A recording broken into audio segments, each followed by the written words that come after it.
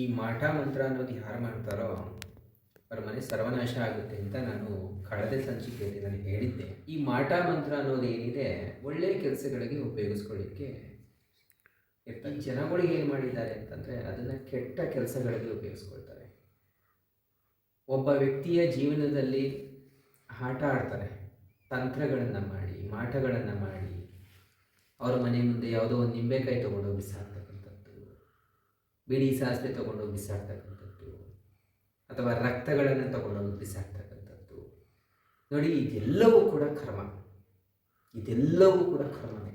ನೋಡಿ, ಈ ಮಾಟ ಮಂತ್ರ ಯಾರು ಮಾಡ್ತಾರೋ ಖಂಡಿತವಾಗ್ಲಿ ಕೂಡ ಅವರು ಅದರ ಪ್ರತಿಫಲವನ್ನು ಮಂತ್ರ ಅನ್ನೋದು ಯಾರು ಮಾಡ್ತಾರೋ ಅವ್ರ ಮನೆ ಸರ್ವನಾಶ ಆಗುತ್ತೆ ಅಂತ ನಾನು ಕಳೆದ ಸಂಚಿಕೆಯಲ್ಲಿ ನಾನು ಹೇಳಿದ್ದೆ. ಈ ಮಾಟ ಮಂತ್ರ ಅನ್ನೋದು ಏನಿದೆ ಒಳ್ಳೆಯ ಕೆಲಸಗಳಿಗೆ ಉಪಯೋಗಿಸ್ಕೊಳ್ಳಿಕ್ಕೆ ಇರ್ತಕ್ಕಂಥದ್ದು.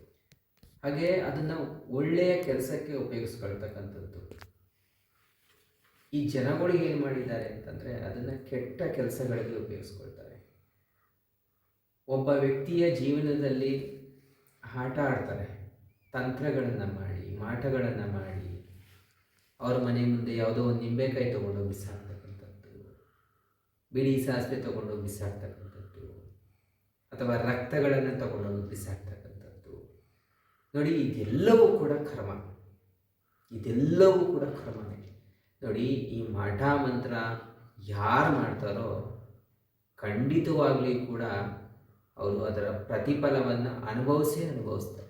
ಯಾರಿಗೂ ಕೂಡ ಈ ತಂತ್ರ ಮಂತ್ರ ಮಾಟ ಅನ್ನೋದನ್ನು ಮಾಡಲಿಕ್ಕೆ ಹೋಗಬೇಡ್ರಿ. ಅದು ನಮ್ಮನ್ನೇ ಸುಡುತ್ತೆ, ನಮ್ಮ ವಂಶವನ್ನೇ ಸರ್ವನಾಶ ಮಾಡುತ್ತೆ.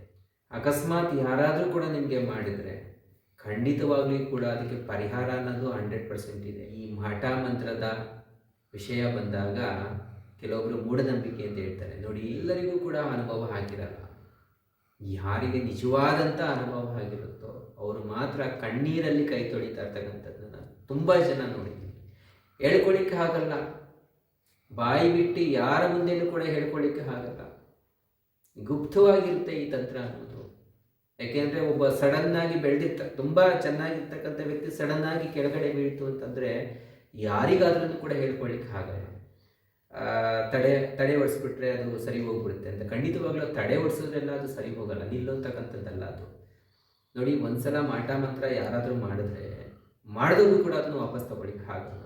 ಅದಕ್ಕೆ ಆದಂಥ ಒಂದು ಯಾರು ಅದು ಸಾಧನೆ ಮಾಡ್ಕೊಂಡಿರ್ತಾರೋ ಅಂಥವ್ರ ಹತ್ರ ಪರಿಹಾರ ತಗೊಳ್ತಕ್ಕಂಥದ್ದು ಸೂಕ್ತವಾದ್ದು ಅಂತ ನಾನು ಹೇಳಿಕ್ಕೆ ಬಯಸ್ತೀನಿ.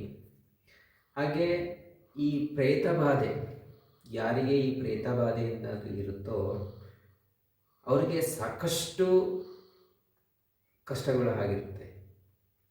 ಯಾವ ರೀತಿ ಕಷ್ಟ ಅಂತ ಹೇಳಿದ್ರೆ, ನೀವು ಆಸ್ಪತ್ರೆಗೆ ಹೋಗ್ತೀರಾ, ನಿಮಗೆ ಸಾಕಷ್ಟು ಆರೋಗ್ಯದಲ್ಲಿ ಏರುಪೇರಾಗಿರುತ್ತೆ ಅಂತ. ಆ ಒಂದು ಆಸ್ಪತ್ರೆಯಲ್ಲಿ ಎಲ್ಲ ರಿಪೋರ್ಟು ನಾರ್ಮಲ್ ಆಗಿ ಇರುತ್ತೆ. ಆದರೆ ಮನೆಯಲ್ಲಿದ್ದಾಗ ಸಾಕಷ್ಟು ಹಿಂಸೆಗಳಾಗ್ತಾ ಇರ್ತದೆ. ಬೆನ್ನಲ್ಲಿ ಸೆಳೆತ, ಕತ್ತಲ್ಲಿ ಸೆಳೆತ, ತಲೆ ಭಾರ, ತಲೆನೋವು, ಮೈಯಲ್ಲಿ ಏನೇನೋ ಓಡಾಡ್ತಕ್ಕಂಥದ್ದು, ಕೆಟ್ಟ ಕೆಟ್ಟ ಕನಸುಗಳು, ವಿಪರೀತ ಸಾಲ ಬಾಧೆ. ಊಹೆ ಮಾಡಲಿಕ್ಕೆ ನಾನು ತುಂಬ ಚೆನ್ನಾಗಿದ್ದೆ, ಇದಕ್ಕಿದ್ದಂಗೆ ಸಾಲದಲ್ಲಿ ಮುಳುಗೋಗ್ಬಿಟ್ಟೆ.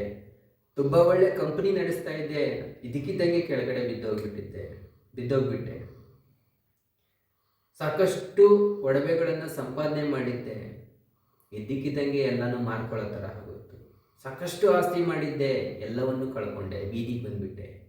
ನೋಡಿ, ಇವೆಲ್ಲವೂ ಕೂಡ ಮಾಟ ಮಂತ್ರ ಅಂತಲ್ಲ, ಈ ಪಿಶಾಚಿಗಳಿಂದಲೂ ಕೂಡ ಅದು ಆಗುತ್ತೆ. ಹೇಗೆ ಅಂತಂದರೆ, ದುಷ್ಟಶಕ್ತಿ ಅನ್ನೋದು ಒಬ್ಬರ ಮನೆಯಲ್ಲಿ ವಾಸ ಮಾಡ್ತಾ ಇದೆ, ಪ್ರವೇಶ ಮಾಡಿದೆ, ಆ ವ್ಯಕ್ತಿಯಲ್ಲಿ ಹಾಗೆ ಆ ಮನೆಯಲ್ಲಿ ಪ್ರವೇಶ ಮಾಡಿದೆ ಅಂದರೆ ಇಡೀ ವಾಸ್ತು ಅನ್ನೋದೇನಿದೆ ಎಲ್ಲ ಸರ್ವನಾಶ ಆಗಿರುತ್ತೆ. ಯಾರ ಮನೆಯಲ್ಲಿ ವಾಸ್ತು ಅನ್ನೋದು ಸರಿ ಇರಲ್ಲೋ, ಪೂಜೆ ಪುರಸ್ಕಾರಗಳು ಇರಲ್ವೋ, ದೇವರ ಸ್ಮರಣೆ ಇಲ್ಲೋ, ಧ್ಯಾನ ಇರಲ್ಲ, ಅಂಥವ್ರ ಮನೆಯಲ್ಲೇ ವಾಸ ಮಾಡ್ತಕ್ಕಂಥದ್ದು ದುಷ್ಟಶಕ್ತಿಗಳು.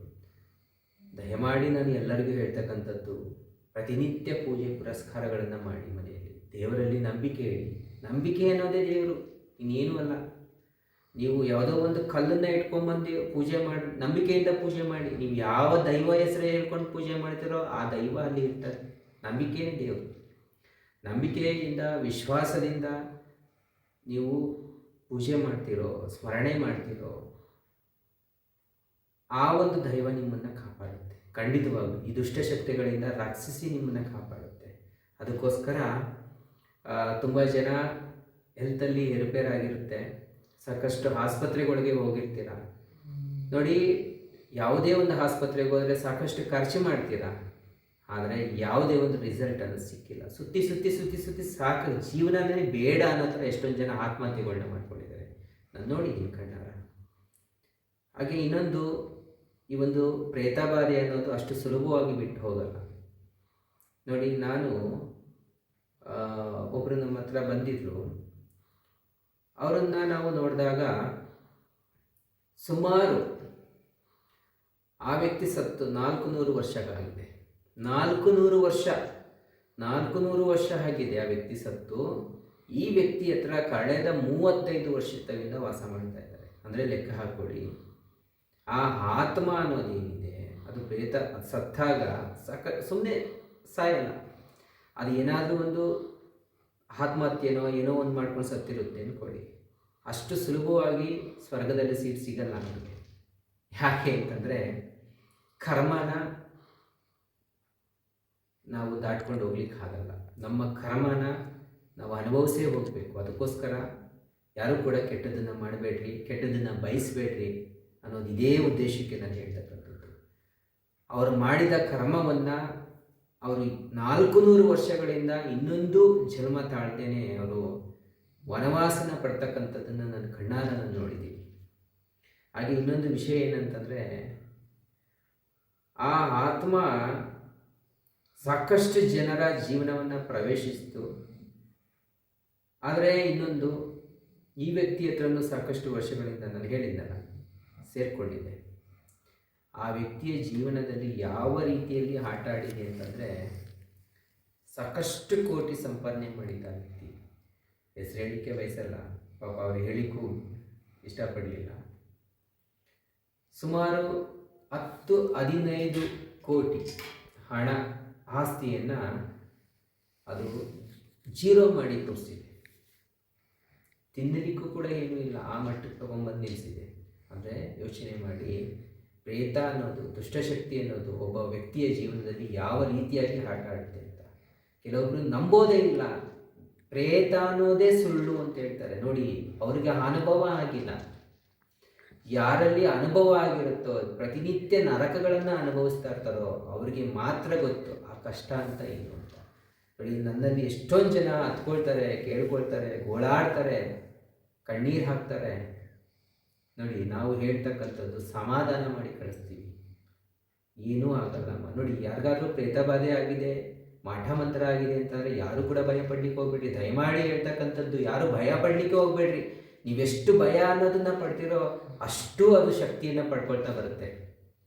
ಅದಕ್ಕೋಸ್ಕರ ಭಯ ಅನ್ನೋದನ್ನು ನೀವು ತೆಗೆದು ಬಿಸಾಕಬೇಕು.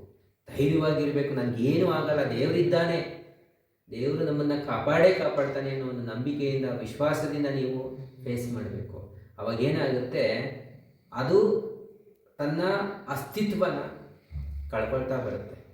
ದೇವರನ್ನ ಸ್ಮರಣೆ ಮಾಡ್ತಾ ಬಂದಾಗ, ಪೂಜೆ ಪುರಸ್ಕಾರಗಳನ್ನ ಮಾಡಿದಾಗ, ತೀರ್ಥಸ್ಥಾನಗಳನ್ನು ಮಾಡ್ತಾ ಇದ್ರೆ, ದೇವರಿಗೆ ಪ್ರದಕ್ಷಿಣೆಯನ್ನು ಮಾಡಿದಾಗ, ದೇವಸ್ಥಾನಗಳಿಗೆ ಪ್ರದಕ್ಷಿಣೆಯನ್ನು ಮಾಡಿದಾಗ ಆ ದುಷ್ಟಶಕ್ತಿ ನಮ್ಮನ್ನು ಕಾಡೋದನ್ನು ಕಡಿಮೆ ಮಾಡ್ತಾ ಬರುತ್ತೆ.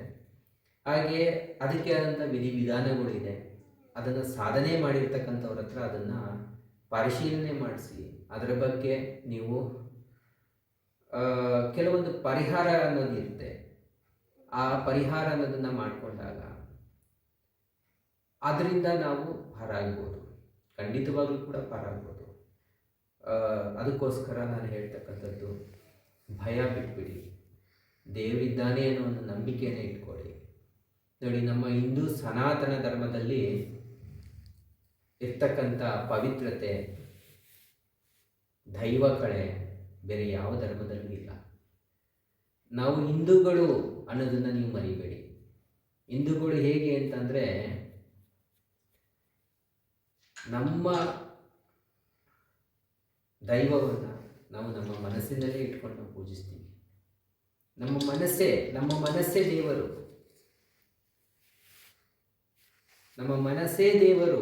ಹಾಗೆ ನಮ್ಮ ಮನಸ್ಸಿನಲ್ಲಿ ನಾವು ಯಾವ ದೇವರನ್ನು ಇಷ್ಟಪಟ್ಟಿರ್ತೀವೋ, ಇಷ್ಟ ದೇವರು ಇರ್ತಾರೋ ಆ ದೇವರನ್ನು ನಮ್ಮ ಮನಸ್ಸಿನಲ್ಲೇ ಇಟ್ಕೊಂಡು ನಾವು ಪೂಜಿಸಬೇಕು. ನಮ್ಮ ಮನಸ್ಸೇ ದೇವಾಲಯ ಅಂತ ಅಂದ್ಕೋಬೇಕು. ಹಾಗೆ ದೈವಸ್ಥಾನಗಳು ಕೂಡ ಇರ್ತವೆ. ಆ ಸ್ಥಳದ ಒಂದು ಮಹಿಮೆ ಕೂಡ ಇರ್ತೈತೆ. ಆ ಸ್ಥಳಕ್ಕೆ ನಾವು ಭೇಟಿ ಕೊಡಬೇಕಾಗುತ್ತೆ. ಭೇಟಿ ಕೊಟ್ಟಾಗ ಆ ಸ್ಥಳದ ಅನುಭವವನ್ನು ನಾವು ಪಡ್ಕೊಬೇಕು.